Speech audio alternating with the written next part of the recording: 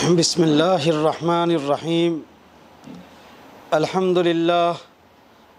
للہ رب العالمین والصلاة والسلام علی سید الانبیاء والمرسلین اما بعد اعوذ باللہ من الشیطان الرجیم بسم اللہ الرحمن الرحیم شہر رمضان الذی انزل فیہ القرآن ہدی للناس وبینات من الہدی والفرقان وقال رسول اللہ صلی اللہ علیہ وسلم ان اللہ یرفع بہذا الکتاب اقواما ویضع بہ آخرین او کما قال رسول اللہ صلی اللہ علیہ وسلم۔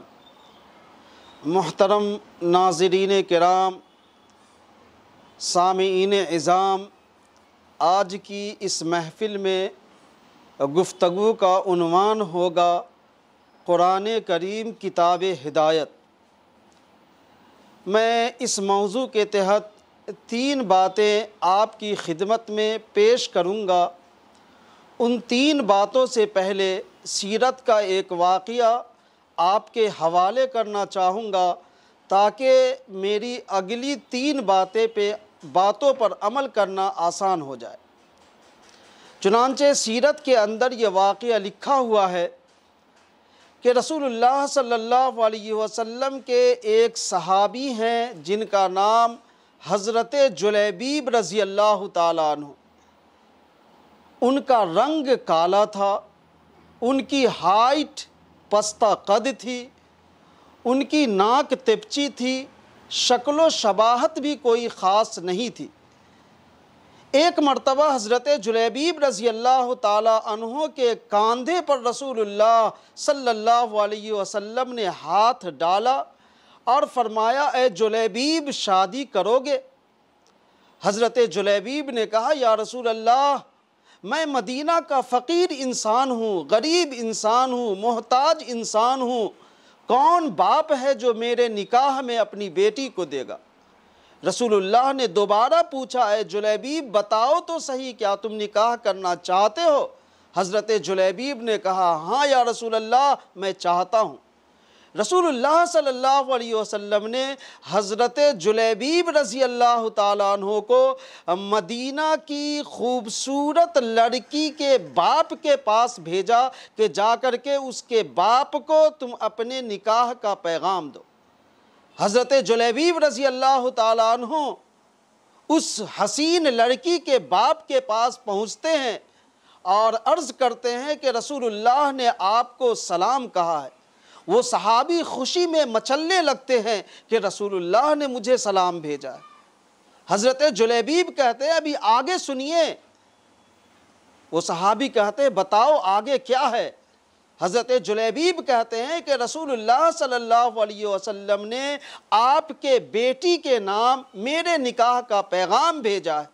یہ سن کر کے وہ صحابی سکتے میں پڑ گئے، تردد میں پڑ گئے۔ ان کی بیٹی حسین و جمیل تھی اور حضرت جلیبیب شکل و صورت اور ہائٹ کے اعتبار سے بھی بڑے نہیں تھے۔ اس صحابی کو یہ رشتہ قبول کرنے کے اندر تردد ہوا اور غور و فکر کے بعد انہوں نے رشتے کا انکار کر دیا۔ کسی طرح اس رشتے کی اطلاع اس لڑکی کو مل گئی جس کے نام رسول اللہ صلی اللہ علیہ وسلم نے پیغام بھیجا تھا۔ وہ لڑکی بھاگتی ہوئی رواں رواں کشا کشا اپنے باپ کے پاس آئی اور اپنے باپ سے کہنے لگی۔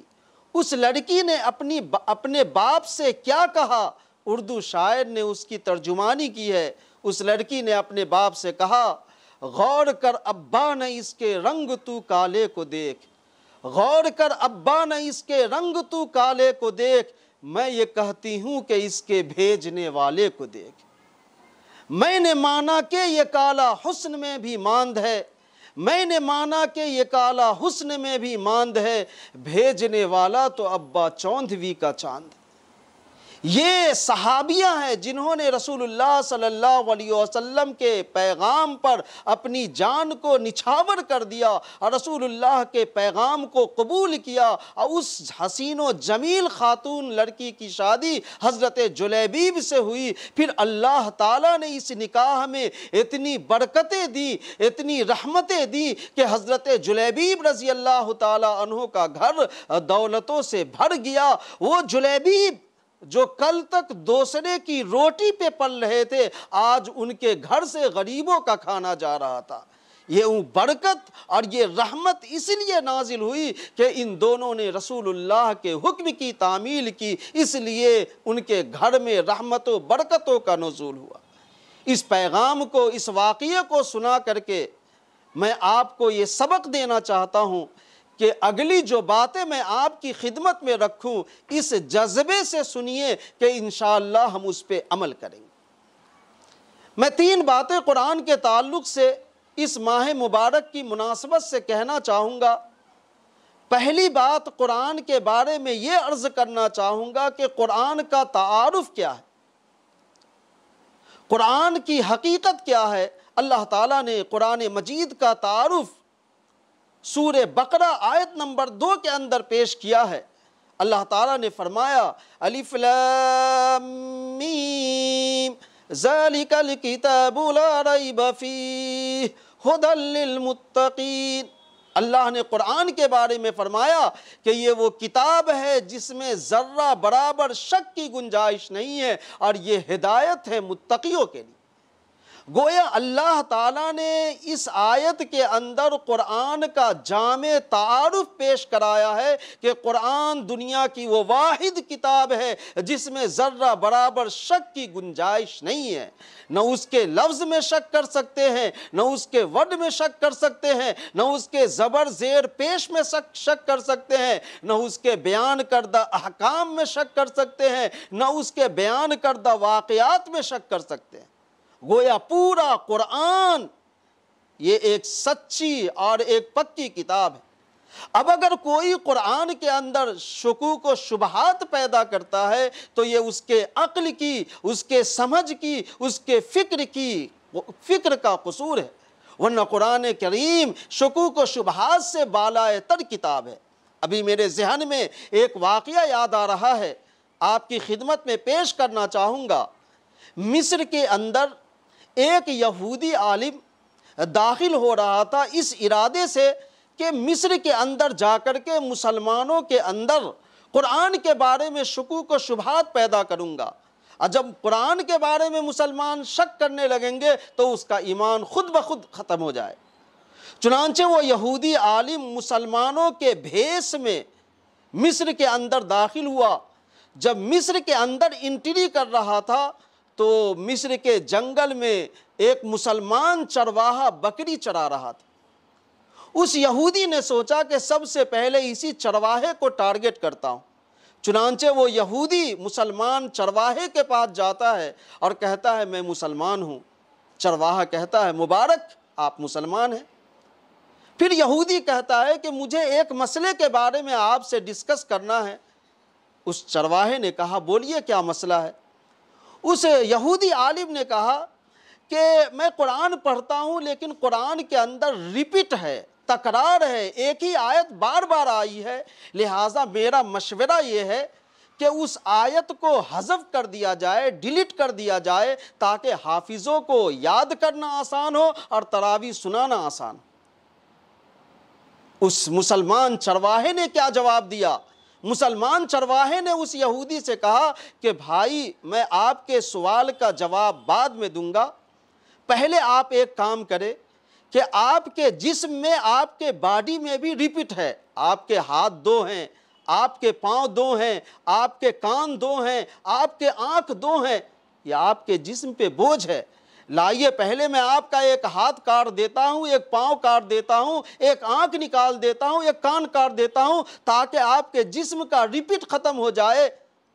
یہ جواب سن کر کے وہ یہودی سر پکڑ لیا اور وہ یہ سوچنے پر مجبور ہو گیا کہ میں قرآن کے بارے میں ایک ادنا مسلمان کو شک میں نہیں ڈال سکا، تو مصر کے اندر تو بڑے بڑے عالم ہیں، مفسر ہے، محدث ہے، میں ان کو کیسے شکوک میں ڈال سکتا ہوں؟ اس لیے وہ یہودی اسی مصر کے جنگل سے واپس جانے پہ مجبور ہو گیا۔ بہرکیف اس واقعے سے یہ سبق ملا، یہ پیغام ملا کہ قرآن کے بارے میں کسی طرح کا شکوک اور شبہہ نہیں کیا جا سکتا۔ اس لیے اللہ تعالیٰ نے قرآن کے بارے میں فرمایا اِنَّهُ لَكِتَابٌ عَزِيزٌ لَا يَأْتِيهِ الْبَاطِلُ مِنْ بَيْنِ يَدَيْهِ وَلَا مِنْ خَلْفِهِ تَنزِيلٌ مِنْ حَكِيمٍ حَمِيدٍ، یہ مبارک کتاب ہے جس کے اوپر باطل کا حملہ نہیں ہو سکتا، نہ سامنے سے، نہ پیچھے سے، نہ اوپر سے، نہ نیچے سے۔ یہ اللہ کی طرف سے نازل کردہ کتاب ہے جو حکمت والا ہے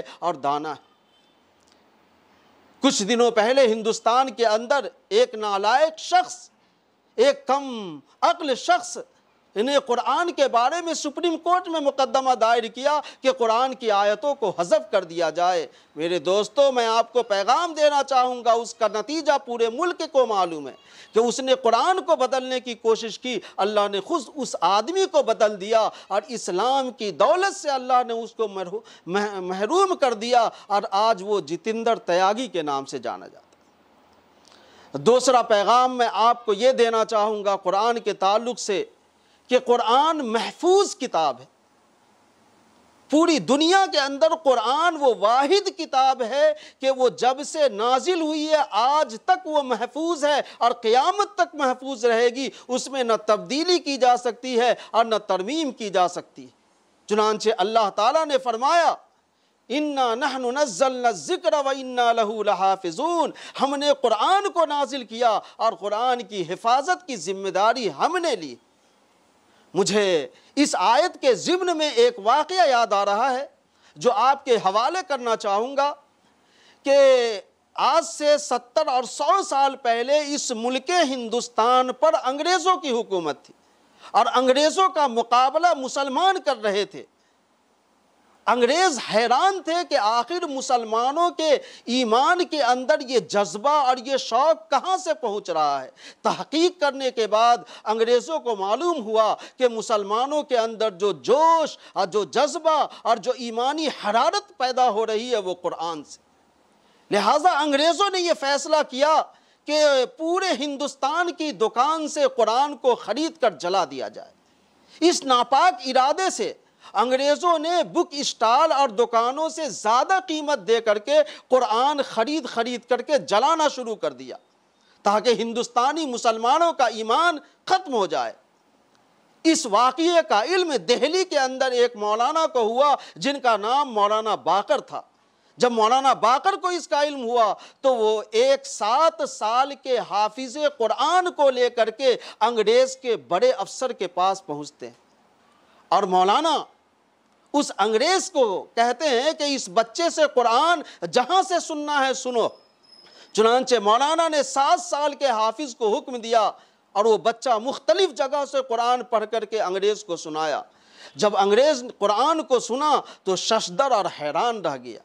مولانا باقر نے انگریز سے کہا کہ تم لوگ سمجھتے ہو کہ قرآن کاغذ کے ٹکڑے پہ محفوظ ہے، یہ تمہاری غلطی ہے۔ قرآن کاغذ کے ذریعے محفوظ نہیں ہے، قرآن سینے کے ذریعے محفوظ ہے، قرآن سینے کے ذریعے محفوظ ہے۔ مولانا باقر نے انگریزوں کو اعلان کرتے ہوئے کہا کہ اگر دنیا کے سارے پریس کو بند کر دیا جائے، دنیا کا قلم ختم کر دیا جائے، دنیا کی روشنائی ختم کر دیا جائے، پرنٹ کو بند کر دیا جائے، پھر بھی قرآن کو ختم نہیں کیا جا سکتا، کیونکہ قرآن کی حفاظت سینوں سے ہوتی ہے اور اللہ تبارک و تعالیٰ نے اسی لیے اس کی حفاظت کی ذمہ داری لی ہے اور قرآن میں اعلان کیا اِنَّا نَحْنُ نَزَّلْنَا الذِّكْرَ وَإِنَّا لَهُ لَحَافِظُونَ کہ ہم نے قرآن کو نازل کیا اور اس کی حفاظت کی ذمہ داری ہماری۔ تیسری بات قرآن کے تعلق سے یہ عرض کرنا چاہوں گا کہ قرآن کریم کو اللہ تعالیٰ نے کس مقصد کے لیے نازل کیا، قرآن کے نزول کا مقصد کیا ہے، اس کا بھی جواب قرآن سے لیجئے۔ اللہ تعالیٰ نے قرآن مجید کے اندر فرمایا شہر رمضان الذی انزل فیہ القرآن ھدی للناس وبینات من الھدی والفرقان، یہ رمضان کا مبارک مہینہ ہے جس میں ہم نے قرآن کو نازل کیا، جو حق اور باطل کے درمیان فرق کرنے والی کتاب ہے اور لوگوں کے لیے ہدایت کی کتاب۔ اس آیت سے یہ معلوم ہوا کہ اللہ تعالیٰ نے قرآن کو اس لیے نازل کیا ہے کہ لوگ قرآن کی اسٹڈی کرے، مطالعہ کرے، پڑھے اور پھر قرآن کے مطابق ایک اللہ کی عبادت کرے، ایک خدا کی عبادت کرے، بتوں کی عبادت سے باز آئے، شرک سے باز آئے، کفر سے باز آئے۔ لہٰذا قرآن کے نازل کرنے کا مقصد یہ ہے کہ لوگ ہدایت کو قبول کرے اور شرک اور کفر سے توبہ کرے۔ چنانچہ نزول قرآن کے زمانے سے لے کر آج تک بے شمار لوگوں نے قرآن کو سن کر کے اسلام قبول کیا ہے۔ موقع نہیں کہ وہ سارے واقعات اس محفل میں اور اس بزم میں آپ کی خدمت میں پیش کروں۔ ایک واقعہ صرف سنانا چاہتا ہوں کہ حضرت طفیل دوسی ہیں، یہ تہامہ کے رہنے والے تھے، یہ قبیلہ تہامہ کے سردار تھے۔ جب وہ مکہ آئے تو کافروں کے ہاتھ لگ گئے۔ مکہ کے سرداروں نے حضرت طفیل دوسی سے کہا کہ مکہ کے اندر ایک شخص ہے جس کا نام محمد ہے، جو نبوت کا دعویٰ کرتا ہے، اور اس نے ایسا کلام پیش کیا ہے جس کی وجہ سے بیٹا باپ سے جدا ہو گیا، اور باپ بیٹا سے، بیوی شوہر سے، شوہر بیوی سے، بھائی بہن سے، بہن بھائی سے جدا ہو گیا، اور مکہ کے اندر کوہرام مچا ہوا ہے۔ اے طفیل دوسی، اگر تو بھی محمد کی بات کو سنے گا تو تم پر بھی محمد کا جادو ہو جائے گا۔ حضرت طفیل دوسی فرماتے ہیں کہ کفار مکہ نے مجھے اتنا ڈرایا کہ میں ڈر کے مارے اپنے دونوں کان میں روئی کو ٹھوس لیا، تاکہ نہ محمد کی بات سنوں گا اور نہ اس کے جادو کا شکار ہوں گا۔ آگے سنیے، حضرت طفیل دوسی فرماتے ہیں کہ ایک دن میں خانہ کعبہ کا طواف کر رہا تھا، وہیں پر میں نے رسول اللہ صلی اللہ علیہ وسلم کو نماز پڑھتے ہوئے دیکھا۔ نماز کا طریقہ نہایت ہی البیلا تھا، نہایت ہی خوبصورت تھا۔ یہ نماز کا طریقہ میرے دل کے اندر گھر کر گیا۔ اب میں غیر محسوس طریقے پر طواف کرتا گیا، رسول اللہ کے قریب ہوتا گیا، طواف کرتا گیا، رسول اللہ کے قریب ہوتا گیا۔ جب قریب ہوا تو میں نے اپنے کان سے ڈھکن نکالا روئی کا، اور میں نے رسول اللہ صلی اللہ علیہ وسلم کے زبان اقدس سے قرآن کی آیتوں کو سنا تو میرے جسم پر لرزہ طاری ہو گیا، کپ کپی طاری ہو گئی، اور میں حیران و پریشان ہو گیا۔ میں رسول اللہ کا انتظار کرنے لگا۔ جب رسول اللہ صلی اللہ علیہ وسلم اپنے دولت خانے کی طرف لوٹ کر گئے تو میں پیچھے پیچھے گیا اور رسول اللہ صلی اللہ علیہ وسلم سے درخواست کی، یا رسول اللہ، جو آیت آپ پڑھ رہے تھے مجھے پڑھ کر سنائیے۔ رسول اللہ صلی اللہ علیہ وسلم نے سورہ اخلاص پڑھی، قل هو اللہ احد اللہ الصمد لم یلد ولم یولد ولم یکن له کفوا احد۔ حضرت طفیل دوسی فرماتے ہیں کہ جب میں نے اس سورہ کو سنا تو میرے حلق کے اندر اسلام اتر گیا، اور میں اسی وقت کلمہ پڑھ کر محمد الرسول اللہ صلی اللہ علیہ وسلم کا غلام بن گیا۔ میرے دوستوں، میرے بھائیوں، میرے بہنوں، ذرا غور کرے، حضرت طفیل دوسی کو مکہ والوں نے ورغلایا، لیکن اللہ نے ان کے سینے کے اندر اسلام کو داخل کر دیا۔ کسی صحابی نے اسلام کو نہیں پیش کیا، رسول اللہ نے اسلام پیش نہیں کیا۔ اگر اسے اسلام کی سعادت ملی تو قرآن کو سن کر کے ملا، اس لیے اللہ تعالیٰ نے فرمایا ھدی للناس، یہ لوگوں کے لیے ہدایت کا سامان۔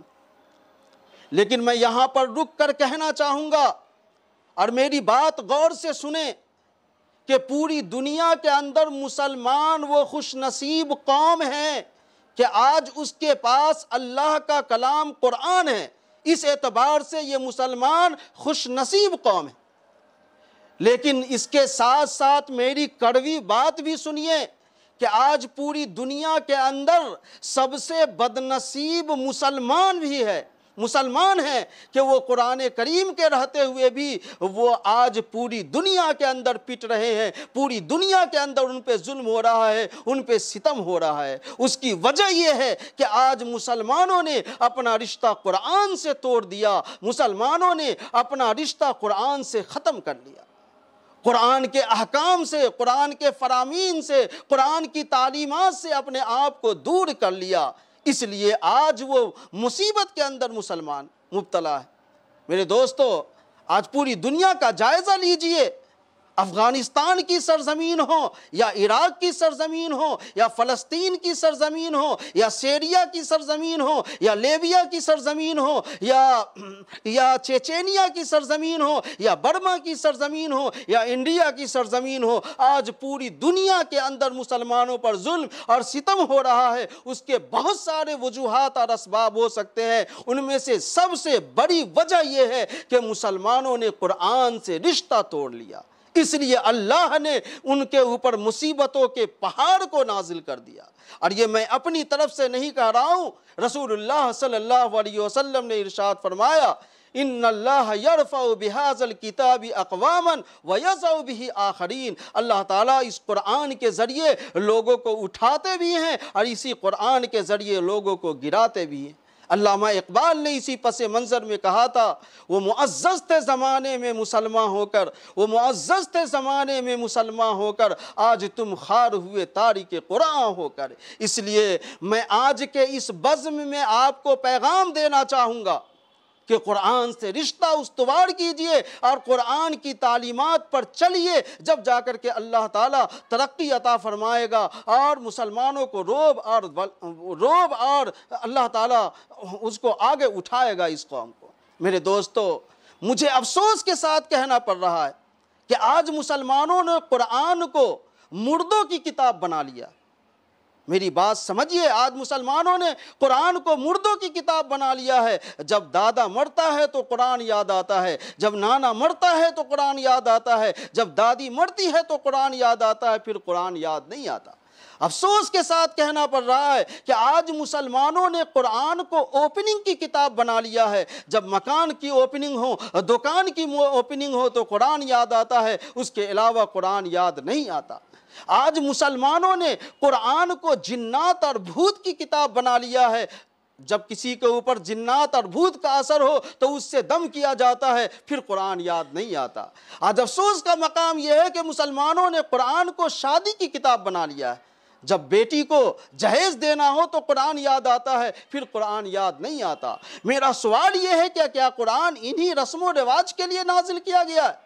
میں آپ کو منع نہیں کرتا ہوں کہ آپ دادا کے موت پہ قرآن نہ پڑھیں، اوپننگ میں قرآن نہ پڑھیں، آپ ضرور پڑھیں، لیکن میرا سوال یہ ہے کہ کیا قرآن انہی کاموں کے لیے نازل کیا گیا؟ ہرگز نہیں۔ قرآن دستور حیات ہے، قرآن دستور زندگی ہے، قرآن قانون زندگی ہے۔ آج مسلمانوں کو یہ سوچنا پڑے گا اور یہ عہد کرنا پڑے گا کہ ہم پورا مسئلہ اور زندگی کا کام کو قرآن سے پوچھ کر انجام دیں۔ ہمارا کھانا کیسا ہو، ہمارا پینا کیسا ہو، ہمارا سونا کیسا ہو، ہمارا جاگنا کیسا ہو، ہماری شادی کیسی ہو، ہماری تجارت کیسی ہو، ہماری دوستی کیسی ہو، ہماری دشمنی کیسی ہو، پڑوسیوں کے ساتھ تعلقات کیسے ہو، یہ سارے مسئلے قرآن سے معلوم کرنا ہوگا اور اس کے مطابق زندگی گزارنا ہوگا۔ اس لیے میرے دوستو، میں آپ سے اس رمضان کے مبارک مہینے میں اپیل کرنا چاہوں گا کہ اپنے آپ کو قرآن سے جوڑیے، اللہ تعالیٰ ترقی عطا فرمائے گا۔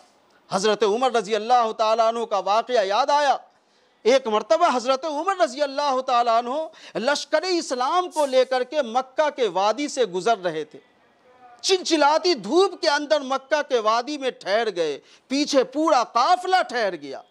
قریب کے صحابہ نے پوچھا، امیر المومنین آپ اس چلچلاتی ہوئی دھوپ میں ٹھہر گئے، پورا قافلہ پسینے میں شرابور ہو گیا۔ حضرت عمر بن خطاب رضی اللہ تعالیٰ عنہ نے فرمایا کہ بات دراصل یہ ہے کہ میں بچپن میں اسی وادی کے اندر اونٹ چرانے آتا تھا اور شام میں اونٹ بھوکا جاتا تھا تو میرا باپ خطاب مجھ کو ڈانٹتا تھا کہ اے عمر، تم کو اونٹ چرانے کا طریقہ نہیں معلوم، تم آگے کیا کامیاب زندگی گزارو۔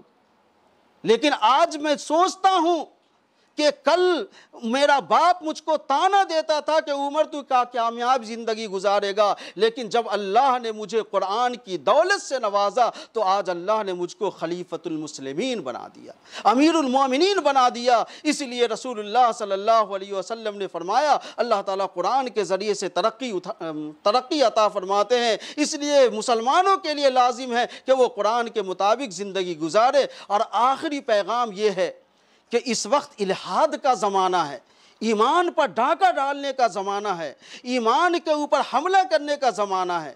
میں والدین سے کہنا چاہوں گا کہ آپ اپنے بیٹے کو ڈاکٹر بنائیے، انجینئر بنائیے، ماسٹر بنائیے، پروفیسر بنائیے، اسلام اس کی اجازت دیتا ہے، لیکن اس سے پہلے آپ پر لازم ہے کہ اپنے بچوں کو، اپنی اولاد کو، اپنی نئی نسل کو قرآن اور حدیث کی تعلیم سے ان کے سینے کو منور کریں۔ یہ آپ کا فرض ہے۔ کل قیامت کے دن آپ سے نہیں پوچھا جائے گا میدان محشر میں کہ تم نے بچے کو ڈاکٹر بنایا یا نہیں، انجینئر بنایا یا نہیں، لیکن آپ سے یہ ضرور پوچھا جائے گا کہ تو نے بچے کو قرآن کی تعلیم دی یا نہیں۔ اس لیے میں ماں باپ سے کہنا چاہوں گا کہ آج جو معاشرے کے اندر اولاد بگڑ گئی ہے اور خون کے آنسو ماں باپ رو رہے ہیں، اس کی وجہ یہ ہے کہ آپ نے ان کو قرآن کی تعلیم نہیں دی، رسول اللہ کے علم کی تعلیم نہیں دی۔ اس لیے ضرورت اس بات کی ہے کہ آپ اپنے بچوں کو قرآن و حدیث کے تعلیم سے ان کے سینے کو منور کریں۔ مجھے ایک واقعہ یاد آ رہا ہے، موجودہ حالات کے پس منظر میں شاید یہ واقعہ آپ کے ذہن اور دماغ کو کھولنے کے لیے کافی ہو۔ ہندوستان کے اندر ایک آدمی کے، ایک لڑکے کے والد کا انتقال ہو گیا اور وہ لڑکا لندن یونیورسٹی، آکسفورڈ یونیورسٹی میں پڑھ رہا تھا۔ جب باپ کا انتقال ہوا تو لندن یونیورسٹی میں اس لڑکے کو فون گیا کہ تمہارے باپ کا انتقال ہو گیا ہے۔ وہ لڑکا جو بیرسٹر کی ڈگری حاصل کر رہا تھا، لندن سے وہ انڈیا آیا اپنے باپ کے جنازے میں حاضر ہونے کے لیے۔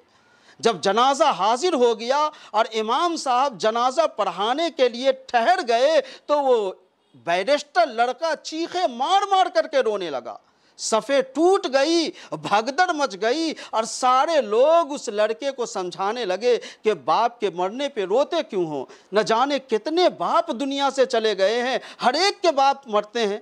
اس بچے نے جواب دیا کہ اے لوگو سنو، میں اس لیے نہیں رو رہا ہوں کہ میرا باپ مر گیا ہے، میں آج اس لیے رو رہا ہوں کہ مجھے باپ نے انجینئر کی ڈگری دلا دی، ایم اے کی ڈگری دلا دی، بیرسٹر کی ڈگری دلا دی، لیکن آج مجھے باپ دین کی اتنی تعلیم نہیں دی کہ میں آج آپ جنازہ پڑھ سکوں، آج جنازے کی نماز پڑھ سکوں، مجھے اس کا طریقہ نہیں معلوم ہے، اس لیے میں رو رہا ہوں۔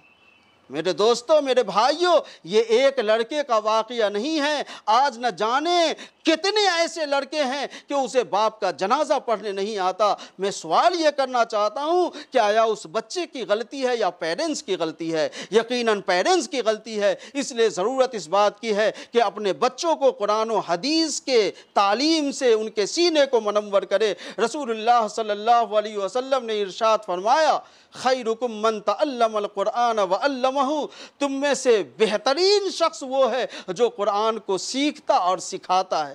اس لیے قرآن سے اپنا رشتہ مضبوط کیجئے، خود بھی سیکھیے اور اپنی اولاد کو اور نئی نسل کو بھی قرآن سے ان کو جوڑیے اور قرآن سے اس کا رشتہ مضبوط کیجئے۔ ایک آخری واقعہ سنا کر اپنی بات ختم کرتا ہوں۔ تین چار اسکول کے لڑکے تفریح کرنے کے لیے گئے، کشتی پہ سوار ہوئے، ملاح نے کشتی پہ بیٹھایا۔ اب یہ اسکول کے بچوں کو مسخرہ سوچا، انہوں نے، ایک بچے نے اس ملاح سے پوچھا کہ آپ کو سائنس کا علم آتا ہے؟ وہ کبھی اسکول دیکھا نہیں تھا ملاح، اس نے کہا یہ سائنس کیا ہوتا ہے؟ وہ اسکول کا لڑکا کہنے لگا چاچا آپ نے آدھی زندگی گوا دی۔ پھر دوسرے لڑکے نے سوال کیا کہ چاچا آپ کو بائیولوجی کا علم آتا ہے؟ وہ ملاح کہنے لگا یہ بائیولوجی کیا ہوتا ہے؟ کہا چاچا آپ نے آدھی زندگی گوا دی۔ تیسرے بچے نے پوچھا آپ کو سوشل کا علم آتا ہے؟ اس ملاح نے کہا یہ سوشل کیا ہوتا ہے؟ اس لڑکے نے بھی کہا چاچا آپ نے آدھی زندگی گزار دی۔ اب وہ تھوڑی دور کشتی چلنے کے بعد وہ کشتی ڈوبنے کے قریب ہو گئی۔ اب اس ملاح نے کہا بیٹو بتاؤ تم نے علم نجات سیکھا ہے؟ اب ان تینوں چاروں بچوں نے کہا علم نجات کیا ہوتا ہے؟ کہا یہ تیراکی ہوتا ہے۔ کہا نہیں سیکھا ہوں۔ تو اس ملاح نے کہا میں نے تو آدھی زندگی خراب کی، تم لوگوں نے ساری زندگی خراب کر لی، اب ڈوبنے کے علاوہ کوئی چارہ نہیں ہے۔ بس یہی واقعہ میں سنا کر کے پیغام دینا چاہتا ہوں کہ یہ علم دین، یہ قرآن کا علم، یہ حدیث کا علم، علم نجات ہے، کامیابی کا علم ہے۔ اگر یہ علم آ گیا تو دنیا بھی کامیاب ہو جائے گی اور آخرت بھی کامیاب ہو جائے گی۔ اللہ تعالیٰ سے دعا ہے کہ اللہ تبارک و تعالیٰ ہم سب مسلمانوں کا رشتہ قرآن سے مضبوط فرمائے۔ اللہ تعالیٰ قرآن کے احکام پر چلنے کی توفیق عطا فرمائے۔ اللہ تعالیٰ قرآن سے والہانہ تعلق ہمارا جوڑ دے۔ قرآن کے تلاوت کی توفیق عطا فرمائے، سمجھنے کی توفیق عطا فرمائے، عمل کرنے کی توفیق عطا فرمائے اور اس کی تبلیغ کرنے کی بھی توفیق عطا فرمائے۔ وآخر الدعوانا ان الحمد للہ رب العالمین۔